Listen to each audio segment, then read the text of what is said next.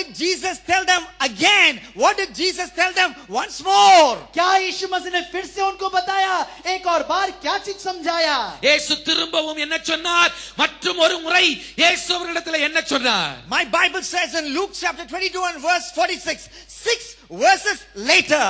और वहीं पर 6 पद के आगे लूका 12:40 में यीशु मसीह ने बताता है, லூக்கா 22வது அதிகாரத்திலே 6 வசனத்திற்கு பிறகு 46வது வசனத்திலே இயேசு திரும்பவும் சொல்கிறார், Why are you sleeping? तुम लोग फिर से क्यों सो रहे हो? நீங்கள் ஏன் நித்திரை பண்ணுகிறீர்கள்? Get up and pray. तुम लोग जाग जाओ और प्रार्थना करो, எழுந்து ஜெபம் பண்ணுங்கள். Otherwise temptation will overpower you. नहीं तो तुम्हारे ऊपर परीक्षा हावी हो जाएगी. இல்லாவிட்டால் நீங்கள் சோதனைக்கு உட்படுவீர்கள். In order to overcome temptation, we must pray. It was so important that Jesus mentioned it twice to underline its importance. परीक्षाओं से जय पाने के लिए बड़ा जरूरी है कि हम लोग प्रार्थना करें. इसलिए यीशु मसीह बार-बार इसको दोहराता है कि जागते रहो और प्रार्थना करो कि परीक्षा में न पड़ो. சோதனைகளை ஜெயிக்க வேண்டுமானால் ஜெபிக்க வேண்டும் என்கிறதை முக்கியப்படுத்தும்படி வலியுறுத்தும்படி இயேசு கிறிஸ்து 2 முறை திரும்பவும் சொன்னார், நீங்கள் சோதனைக்கு உட்படாதபடி விழித்திருந்து ஜெபம் பண்ணுங்கள். But it fell on deaf ears. लेकिन ध्यान दें, वो बहरे कानों में ये आवाज गिरी. ஆனால் அந்த அவர்களுடைய காதுகள் அதை கேட்க கூடாதபடி மந்தமாய் இருந்தது. Do you know what happened? आप जानते हैं क्या हुआ? After this temptation came in search of the disciples. என்ன நடந்தது தெரியுமா? அதற்கு பிறகு சீஷர்களை தேடி சோதனைகள் வந்தது. इसके बाद तुरंत क्या हुआ? फिर से परीक्षा उनके पीछे-पीछे आन पड़ी. No, the disciples, a mob came chasing the disciples to arrest the disciples. और तुरंत ही एक बहुत बड़ा समूह आया जो कि चेलों को पकड़े. ஒரு பெருங்கூட்டம் இயேசுவையும் சீஷர்களையும் பிடிக்கும்படி வந்தது.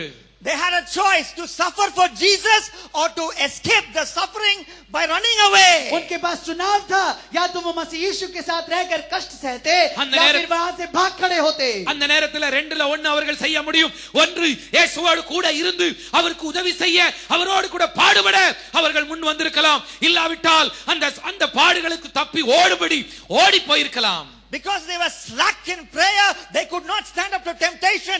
All of them ran helter skelter. They lost to temptation. क्योंकि वो लोग जागते हुए प्रार्थना नहीं किए, इसलिए वे कमजोर थे. जैसे ही परीक्षा आन पड़ी, वे लोग स्थिर न रह सके, वे लोग भाग गए, छुप गए और डर गए. ஆனால் அவர்கள் ஜெபிக்காததினாலே அவர்களில் ஒருவரும் சோதனையிலே நிற்க முடியாதபடிக்கு சோதனை நேரம் வந்தபோது எல்லாரும் இயேசுவை விட்டு விலகி ஓடி போனார்கள். My Bible talks about a young man in Mark chapter 14 verses 50 and 51. मरकुस 14 उसका 91 और 92 में एक व्यक्ति के बारे में बाइबल बताती है. மார்க் 14வது அதிகாரம் 50-51 வசனங்களிலே என்னுடைய வேதம் இப்படியாக சொல்கிறது. A young man like you, एक जवान आप लोग के जैसा, a disciple of Jesus, यीशु मसीह का चेला, இயேசுவின் சீஷர்களிலே இளைஞனாக இருந்த உங்களை போன்ற ஒரு வாலிபன், he ran away naked. Not even his underwear was there. वो बहुत दूर नंगा भाग गया, उसके पास अंडरवेयर भी नहीं था. அவன் தன்னுடைய வஸ்திரத்தை விட்டு நிர்வாணமாக ஓடி போனான். Why? क्यों? ஏன்? No prayer. प्रार्थना नहीं था. ஜெபம் இல்லை. Not even he didn't have his underwear. He ran away naked, scared of the crowd that came to arrest Jesus. अरे वो तो अपना कपड़ा भी भूल गया और वहां से नंगा भाग गया. बस वो सेना को देख के डर गया. தன்னுடைய வஸ்திரத்திலே ஒரு வஸ்திரம் கூட உள் வஸ்திரம் கூட இல்லாதபடிக்கு நிர்வாணமாக ஓடி போனான். ஏன் இந்த நிலைமை? அவன் ஜெபிக்காததினாலே இப்படிப்பட்ட நிலைமை. That could be your story and my story if we face our world of temptations without prayer. यदि हम प्रार्थना के बिना कोई ऐसी संसार भरी एक परीक्षा में पड़ जाए तो शायद ये आपकी और मेरी भी कहानी हो सकती है. இது போன்ற நிலைமை உங்களுக்கும் எனக்கும் கூட ஏற்பட முடியும். இந்த உலகத்தில் இருக்கிற சோதனைகளை ஜெபமே இல்லாதபடிக்கு இந்த உலகத்துக்குள் போவோமானால் இது போன்ற நிலைமை நமக்கு உண்டாக முடியும். Suppose you love a girl sincerely. हो सकता है कि आप एक लड़की से बिल्कुल सच्चे दिल से प्यार करते हैं. ஒருவேளை ஒரு பெண்ணை உண்மையாக நீங்கள் நேசிப்பீர்களானால், Suppose. ஒருவேளை, हो सकता है. And then another beautiful girl, a girl as beautiful as Malaika Sharawat comes to you. लेकिन दूसरी एक लड़की जो मल्लिका शेरावत जैसे बहुत ही सुंदर हो, वो आज पढ़े. மல்லிகா ஷரவத் போல இன்னொரு அழகான ஒரு பெண் உங்களை தேடி வருகிறாள் என்றால், And she's pushing you to a corner. She's taking you to the closed room and says to you, you can do whatever you want with me. और वो तब आपको एक बंद कमरे में या कहीं कोने ले जाती है और कहती है कि तुम जो चाहे मेरे साथ कर सकते உங்களை हो. ஒரு தனிமையான அறைக்கு அழைத்து கொண்டு போய் அவள் அந்த இடத்திலே நீ எதுனாலும் செய்து கொண்டு கொள்ளலாம், என்னனாலும் நீ பண்ணலாம்னு சொன்னா, you know what will save you at that temptation hour? कौन आपको क्या चीज आपको वहां पर उस परीक्षा में से बचाएगा मालूम है? அந்த சோதனையின் நேரத்திலே உன்னை பாதுகாக்க கூடியது என்ன தெரியுமா? Your love for the girl you sincerely loved. That love, if that is true in your heart, if that bonding is bubbling within your heart, if that love is true, then it is true. You will run away from that so-called Malaika Sherawat like woman winning over temptation. यदि आप उस पहली लड़की से जिससे आप पूरे दिल से प्यार करते हैं, यदि उसके प्रति आपका प्रेम सच्चा है, यदि वो आपके दिल में उमड़ रहा है, तो वही प्रेम आपको इस मल्लिका शेरावत जैसी प्रेम से दूर भगाने में समर्थ होगी. உன்னுடைய உள்ளத்திலே அந்த பெண்ணுக்காக உண்மையான ஒரு உண்மையாக நீ நேசிக்கிற அந்த அன்புதான் மல்லிகா ஷரவத் போன்றதான இப்படிப்பட்ட பெண்ணை நீ தொடாதபடிக்கு, நீ பாவம் செய்யாதபடிக்கு உன்னை அந்த இடத்திலிருந்து உன்னை தப்புவிக்கும். I have a personal question to ask you this morning. मेरे पास आपके लिए एक व्यक्तिगत प्रश्न है जो मैं உங்களை पूछना பார்த்து चाहता हूं. தனிப்பட்ட ஒரு கேள்வியை நான் கேட்க விரும்புகிறேன். Whom are you in love with this morning? आज सुबह के समय आप किससे प्रेम रख रहे हैं? யார் மேல உங்களுக்கு இந்த காலை வேளையில அன்பு இருக்கிறது? Whom are you in love with this morning, my young friend? आज सुबह के समय आप किससे प्रेम के बंधन में हैं? எனக்கு அருமையான வாலிப நண்பனே, நீ யாரை நேசிக்கிறாய்? I know it's fashionable to say Jesus. I'm in love with Jesus.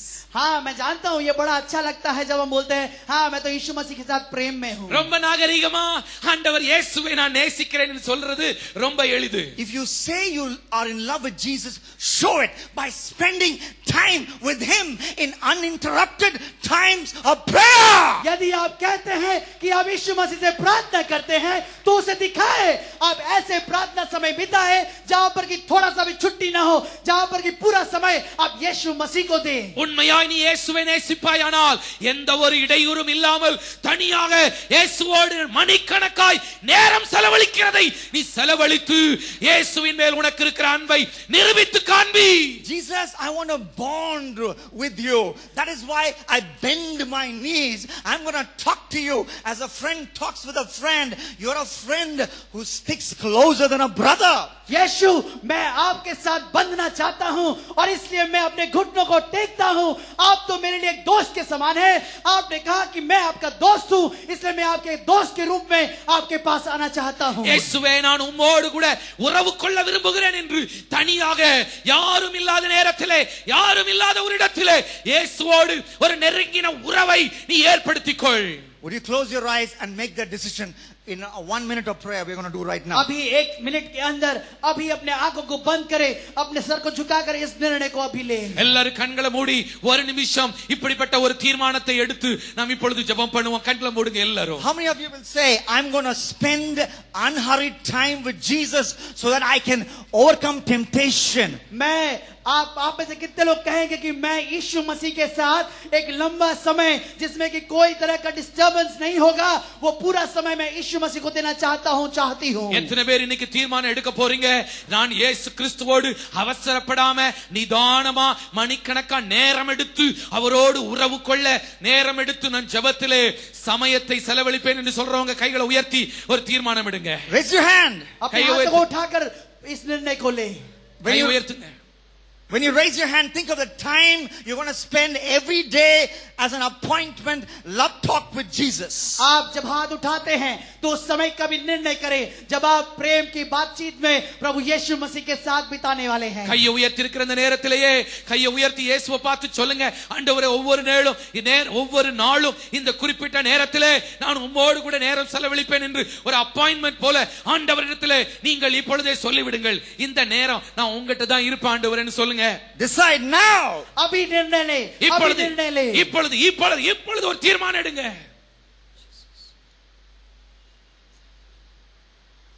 In Jesus' name, amen. यीशु मसीह के नाम से, आमेन.